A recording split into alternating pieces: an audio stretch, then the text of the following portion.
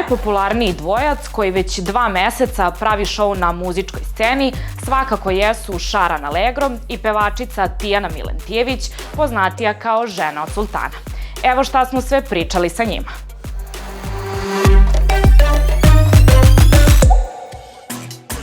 Mnogi izbacili iz trendinga, a mnogi su izbacili iz takta svojom pesmom, ali publika ih obožava. Naravno, reč je o mladoj Tijani Milentijević i Šaranu Alegru i njihovoj pesmi Žena od sultana.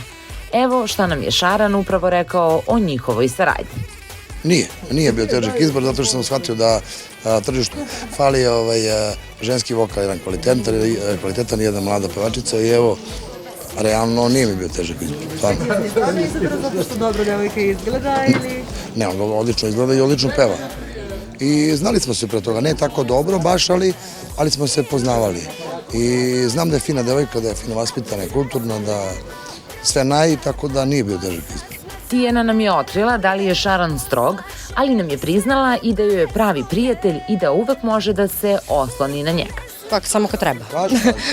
Inače nije, ali kad treba jeste. Mislim, tu je za savet i za sve što je meni u ovom trenutku potrebno, on je tu. Tako da kad god mi je nešto teško ili ne znam kako treba, uvek je tu da ga pozovem u svako doba noći i dana.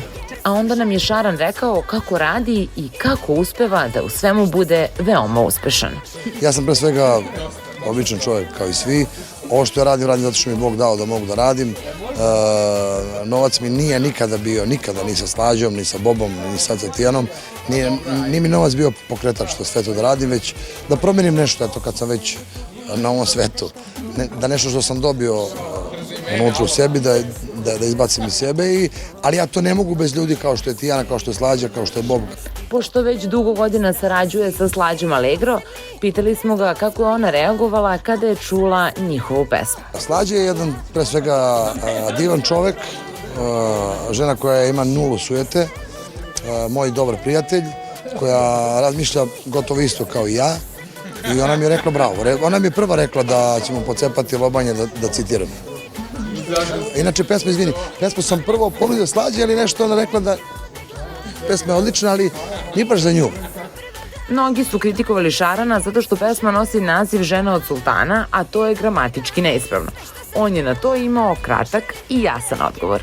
Pa nekako vidi ovako, da sam pomerio bilo koju tačku iz ovog projekta ne bi prošao kao što je prošao, tako da eto, to je to. Za kraj, otkrio nam je nešto više o svom show programu koji će sredinom septembra početi da se emituje na Toxic TV-u. U pripremi je moj show, zove se Šaranova radionica, gdje će biti kao radionica automoto, gdje se prave motori i tako dalje. Biće eminentni svi gosti, high klasa, će i Tijana isto. Tako da planiramo uskoro da uradimo pilot gdje će mi Slađa biti glavni gost. Njeni gosti će biti, ne znam, vidjet ćemo to sve, da li će Tijana, Bob, kako će biti. Uglavnom, vrlo je zanimljivo taj show osmišljen, tako da... Što će biti ludilo i nešto neočekivano, ništa slično nije bilo. Neću da prejudiciram sad, ali mislim da će biti dobro. Nije viđeno, da.